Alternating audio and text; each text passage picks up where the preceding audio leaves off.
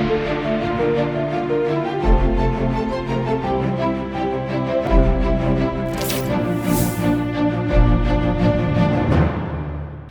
सी news Bharat में आप सभी का स्वागत है। यूपी बुलेटिन में बात होगी। बुलेटिन में सबसे पहले बरेली की, जहां पूर्व विधायक सुल्तान बेग ने अपनी ही पार्टी के विधायक पर लगाए आरोप। आगे बात करेंगे बहराइच की, जहां डीएम की अध्यक्षता में संपन्न हुई बेसिक शिक्षा विभाग की समीक्षा बैठक। इन तमाम खबरों पर करेंगे विस्तार से चर्चा। बरेली के शेरगढ़ में प्रेस कॉन्फ्रेंस कर पूर्व विधायक सुल्तान बेग ने अपनी ही पार्टी के विधायक शहजिल इस्लाम का नाम लिए बिना जमकर निशाना साधा। दरअसल सुल्तान बेगम ने मीडिया से बातचीत करते हुए कहा कि भोजीपुरा क्षेत्र में दो विधायक हैं, फिर भी ये क्षेत्र विकास के मामले में पिछड़ा है। उन्होंने कहा कि एक विधायक हिंदू मुस्लिम करते हैं तो दूसरे विधायक मुस्लिम मुस्लिम करके मुस्लिमों को ही दो फाड़ करने में लगे रहते हैं। वहीं पूर्व विधायक सुल्तान बेग ने कहा कि ये बात 200% सच है कि 2027 के चुनाव में वो भोजीपुरा विधानसभा से समाजवादी के टिकट पर चुनाव लड़ने जा रहे हैं। उन्होंने कहा कि ये बात बिल्कुल साफ है कि पार्टी टिकट उसी प्रत्याशी को देगी जो हर दुख दर्द में बिना किसी जात बिरादरी, बिना किसी धर्म के भेदभाव की जनता के साथ खड़ा है। वहीं इस बीच उन्होंने भाजपा पर जमकर हमला बोला। उन्होंने कुंभ में हुई मौतों पर बात करते हुए कुंभ में की गई व्यवस्था पर भी सवाल खड़े किए। कहा कि सपा सरकार में भी कुंभ का आयोजन किया गया था, लेकिन इस तरह की दर्दनाक घटना नहीं घटी थी। इस बीच उन्होंने कहा कि 5 फरवरी शेरगढ़ में होने वाले कार्यक्रम में ये साफ हो जाएगा कि हर जाति और धर्म के लोग उनके साथ हैं। आइए जानते हैं सुल्तान बेग पूर्व विधायक ने और क्या कुछ कहा। हम 5 तारीख को शेरगढ़ में टंकी चौराहे पर पीडीए की महापंचायत, विशाल पंचायत कह सकते हैं, विशाल पंचायत 5 तारीख को 11 बजे से करने जा रहे हैं। उसमें लगभग 60 गांव के लोग 60 और कस्बा, इन लोगों की यहाँ पर शिरकत रहेगी। लोग उसमें उपस्थित होंगे और माननीय राष्ट्रीय अध्यक्ष अखिलेश यादव जी के निर्देश पे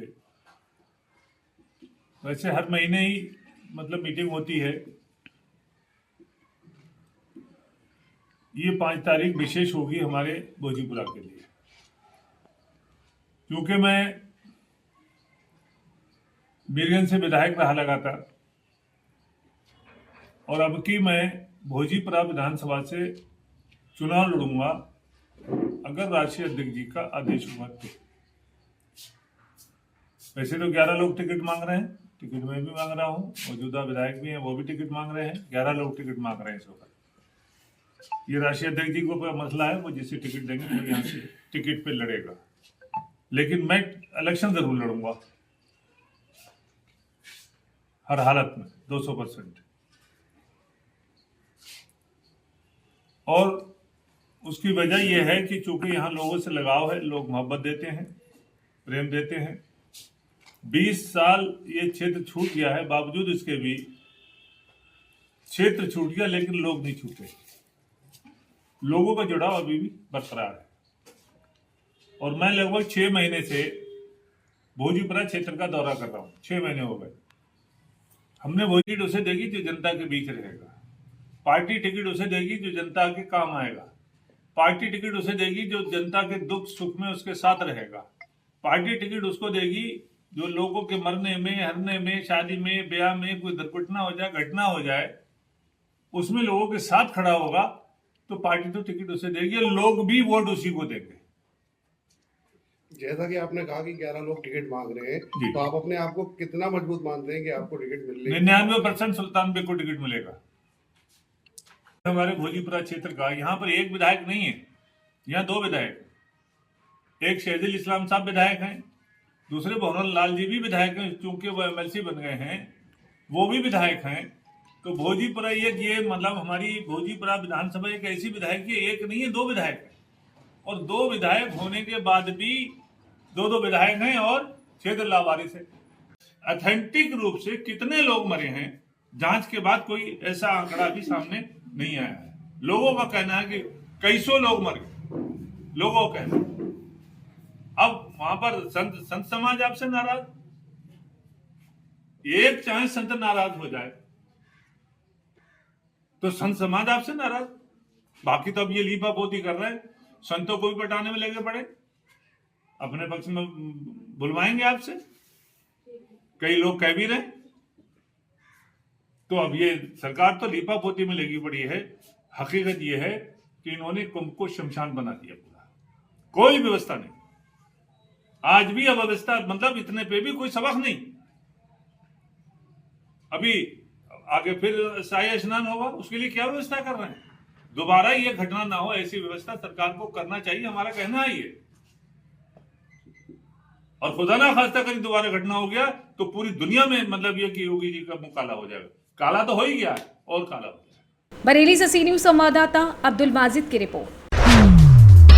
बहराइच में बेसिक शिक्षा विभाग की समीक्षा हेतु सोमवार को देर शाम कलेक्ट्रेट सभागार में आयोजित बैठक की अध्यक्षता करते हुए जिलाधिकारी मोनिका रानी ने समस्त खंड शिक्षा अधिकारियों को निर्देश दिया कि प्रत्येक माह विद्यालयों का मानक के अनुसार भ्रमण कर शिक्षण स्टाफ व छात्र छात्राओं की उपस्थिति का जायजा लेने के साथ साथ विद्यालयों की साफ सफाई, एमडीएम सहित अन्य व्यवस्थाओं का जायजा लें।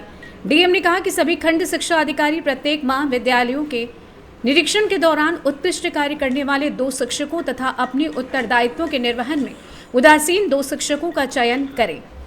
बहराइच से सी न्यूज संवाददाता मोहम्मद बिलाल की रिपोर्ट। बिजनौर के एसपी अभिषेक ने स्थानीय पुलिस बल के साथ कस्बा किरतपुर में रविदास जयंती के अवसर पर निकलने वाले जुलूसों के मार्गों का भ्रमण निरीक्षण किया और आयोजनकर्ताओं से वार्ता की गई। सुरक्षा व्यवस्था सहित अन्य व्यवस्थाएं समय से सुनिश्चित कराए जाने के संबंध में सर्व संबंधित को आवश्यक दिशा निर्देश दिए गए हैं। इस दौरान क्षेत्राधिकारी नजीबाबाद, थाना प्रभारी राकेश कुमार किरतपुर मौजूद रहे। सर, आज आपके आने का क्या उद्देश्य है? देखिए, जनपद बिजनौर में जो है रविदास जयंती के जो है काफ़ी जुलूस निकलते हैं। उसी संबंध में जो है किरतपुर में काफ़ी बड़ा जुलूस निकलता है, तो उसी के लिए जो है आज रूट निरीक्षण किया गया है और जो भी व्यवस्थाएं हैं वो समुचित रहे उसके संबंध में संबंधित क्षेत्राधिकारी और थाना प्रभारी को निर्देशित किया गया है। इसके अतिरिक्त रूट पर जो भी इनके अन्य डिपार्टमेंट से इन्हें जो है सहयोग के माध्यम से मूलभूत आवश्यकताएं हैं उन्हें भी चिन्हित करने को कहा गया है, जिससे कि वो सभी आयोजन समय से हो सके और जुलूस में जो है किसी प्रकार की कोई कठिनाई ना हो। बिजनौर से सी न्यूज संवाददाता सलीम हाशमी के साथ अजमल अंसारी की रिपोर्ट। हाथरस पुलिस के हाथ लगी बड़ी सफलता। अपहरण की सूचना के मात्र 3 घंटे के अंदर पॉलिटेक्निक की छात्रा को सकुशल बरामद किया गया है। बताते चले कि पॉलिटेक्निक कॉलेज की छात्रा काफी देर तक घर न पहुंचने के चलते परिजनों ने हाथरस पुलिस को सूचना दी थी। परिजनों ने बताया कि मोबाइल फोन पर व्हाट्सएप कॉल कर अज्ञात द्वारा फिरौती के एवज में 25 लाख रुपए की मांग की गई। वहीं पुलिस अधीक्षक हाथरस चिरंजीव नाथ सिन्हा द्वारा घटना को गंभीरता से लेते हुए तुरंत घटनास्थल पर पहुंचकर घटनास्थल का निरीक्षण किया और पॉलिटेक्निक की छात्रा की सकुशल बरामदगी के लिए थाना पुलिस व स्वाट सर्विलांस टीम सहित 4 टीमों का गठन किया गया। वहीं पुलिस टीमों द्वारा कड़ी मेहनत कर सूचना के मात्र 3 घंटे के अंदर छात्रा को बरामद कर लिया गया है। वहीं एक युवक को हिरासत में लेकर पूछताछ की जा रही है। आज दिनांक 3/2/2025 को जनपद हाथरस के सिटी कोतवाली में एक अभियोग पंजीकृत किया गया था, जिसमें यह उनके वादी के द्वारा यह बताया गया था कि उनकी पुत्री जो पॉलिटेक्निक कॉलेज की छात्रा है उनका फिरौती हेतु अपहरण किया गया है।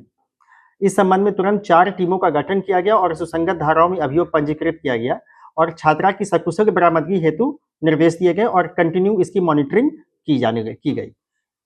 मात्र 3 घंटे के अंदर में उक्त छात्रा की सकुशल बरामदगी सुनिश्चित की गई है और इस संबंध में आपको अवगत कराना है कि कोई फिरौती हेतु अपहरण जैसी कोई बात नहीं थी। वो छात्रा उसके एक फ्रेंड थे जिनके साथ ही वो गई थी। वो फ्रेंड भी हिरासत में लिए गए हैं और आवश्यक विधिक कार्रवाई सुनिश्चित की जा रही है।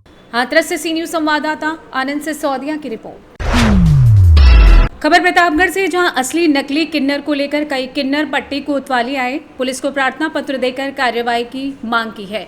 किन्नर समाज प्रतापगढ़ उत्तर प्रदेश की गुरु मां नरगिस किन्नर की सदस्य मिसबाह किन्नर मंगलवार को दिन में करीब 2 बजे पट्टी कोतवाली आई। अपने साथ कई किन्नर लेकर वो कोतवाली पहुंची। पुलिस को प्रार्थना पत्र देकर आरोप लगाया कि कुछ फर्जी किन्नर इलाके में सक्रिय हैं। जहां उन्हें बधाई मिलनी चाहिए वहां की बधाई इलाके में सक्रिय फर्जी किन्नर पहले ही ले लेते हैं। फर्जी किन्नरों पर कार्रवाई की मांग की है। वहीं कोतवाल आलोक कुमार ने बताया कि प्रार्थना पत्र मिला है, मामले की जांच की जा रही है। मेरा नाम मिसबाह किन्नर है। कहाँ के हैं आप? यही पट्टी में रहती हूँ, प्रतापगढ़ पट्टी में। हाँ। यहीं से। अभी आप थाने आई हैं, क्या मामला है? थाने इसलिए आई हूँ भैया कि कुछ लोग सुल्तानपुर के किन्नर रामगंज वाले, रामगंज लगता है सुल्तानपुर में, तो यहाँ पर ये पट्टी लगता है हमारे प्रतापगढ़ में, तो यहाँ प्रतापगढ़ वाले किन्नर वसूली बधाई लेंगे ना, तो ये रामगंज सुल्तानपुर वालों का क्या मैटर बैठता है यहाँ पे। जी, जी, तो जी। प्रशासन से गुहार लगा रही हूँ कि हमें इंसाफ दिलाए, गैर हिजड़े हमारे इलाके में ना आए। जी, जी। कुछ सालों से, साल 2 साल से चोरी हमारे पूरे इलाके में बधाई लेके जाता था, कहीं पकड़ा नहीं जाता था। अब हम पकड़ रही हैं तो कार्रवाई कर रही हैं। जी जी। यही बात। तो ये जो सुभाष हैं उनका क्या है, वो है किन्नर की नहीं? आप सूबेदार उनको उसने दुनिया उल्टे सीधे कुछ खिला के पिला के उनको चारपाई पे लिटा दिया है, वो अब किसी काम की नहीं रही है। जी जी। खुद मालिक बनने के लिए पूजा ने जी। हाँ, खुद मालिक बनने के लिए उनको चारपाई पे लिटा दिए, जिनको सूबेदार बोलते हैं। हाँ। ये प्रतापगढ़ वालों का इलाका है, आज भी और कल भी और हमेशा से प्रतापगढ़ वालों आप का। प्रतापगढ़ की ही हैं? हाँ जी, हम प्रतापगढ़ से हम अपनी बधाई लेने आ रहे हैं, तो हमें गुंडागर्दी दिखा रही है और धमकी दे रहे हैं हम धमकी दे रही लोगों है। पे। अगर कल को हमें कुछ होता है, हमारे गुरु को कुछ होता है, तो जिम्मेदार इस चीज के वो ही है। हमारी जान को खतरा है, मेरे गुरु को, मेरे गुरु भाई को खतरा है। अगर कुछ होता है तो जिम्मेदार वो है। गुरु कौन है? गुरु का क्या नाम है? मेरी गुरु हमारी नरगिस, सबसे हमारी बड़ी गुरु गुरु माँ नरगिस हमारी। नरगिस गुरु है, उनके शिष्य मैं हूँ, मिसबा हाँ किन्नर। जी। आप लोगों ने थाने में शिकायत कर दी है? जी जी। पुलिस ने क्या आश्वासन दिया? SSP के यहाँ पे पुलिस प्रशासन हमारे साथ है, सब हमारे हमें बहुत साथ दे उम्मीद रहे है, हैं। हमें इंसाफ हमें जरूर सब मिलेगा। हमें इंसाफ दिला हाँ। दीजिए। प्रतापगढ़ से सी न्यूज संवाददाता रोहित जायसवाल की रिपोर्ट। स्वशासी राज्य चिकित्सा महाविद्यालय में विश्व कैंसर दिवस के अवसर पर जन जागरूकता कार्यक्रम और स्क्रीनिंग कैंप कैंसर अवेयरनेस का कार्यक्रम आयोजित किया गया।